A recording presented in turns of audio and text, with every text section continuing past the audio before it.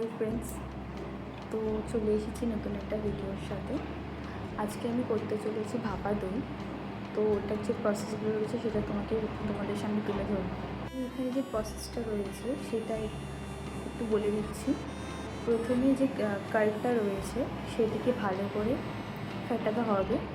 তার মধ্যে cardamom powder, তারপরে কনডেন্স মিল্ক, পরিমাণ মতো মিষ্টির স্বাদটা যাতে ব্যালেন্স থাকে সেই পরিমাণে দিতে হবে।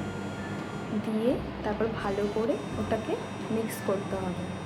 এতটা মিক্স করতে হবে যে ওখানে যেন কোনো লাম্পস না থাকে, ততটা মিক্স করে নিতে হবে। তো আমি এখন সেইটাই তোমাদেরকে দেখাবো যে কীভাবে মিক্স করছি।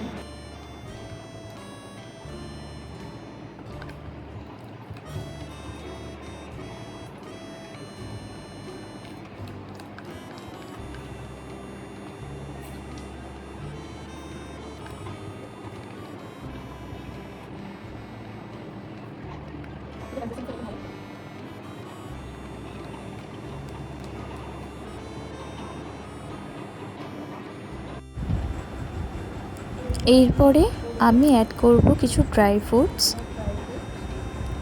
তোমরা তোমাদের পছন্দের মতন ড্রাই ফ্রুটস এখানে অ্যাড করতে পারো।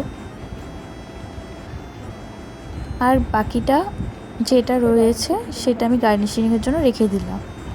তারপরে ভালো করে মিক্স করতে হবে।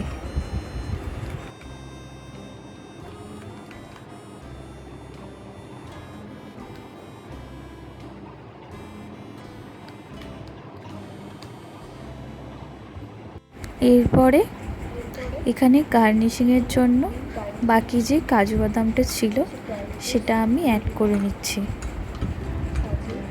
পুরোটা সাজিয়ে নেব ভালোভাবে।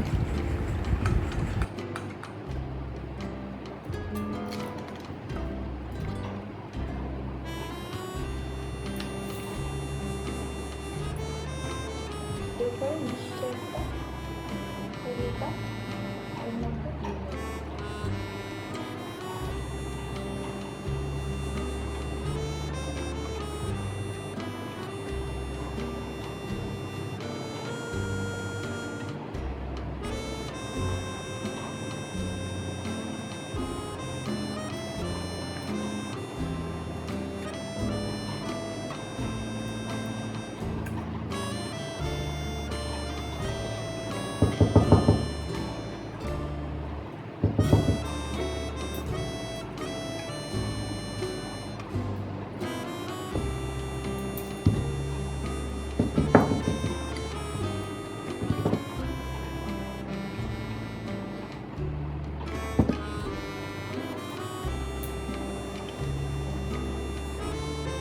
এরপরে কড়াইয়ে জলটাকে একটু গরম করতে দিয়েছি, এটাকে ভাপাবো বলে।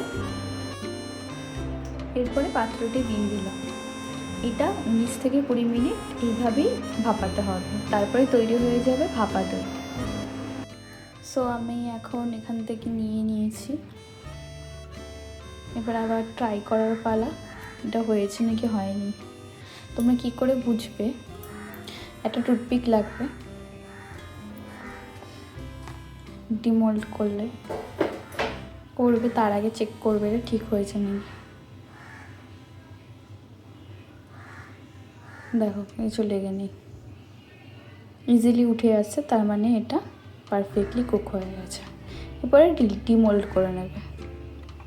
তো কেমন লাগলো তোমাদের এই ভিডিওটা অবশ্যই কমেন্টে জানিও। যদি ভালো লাগে অবশ্যই লাইক, কমেন্ট আর সাবস্ক্রাইব করো। থ্যাংক ইউ ভিডিওটা পুরো দেখার জন্য।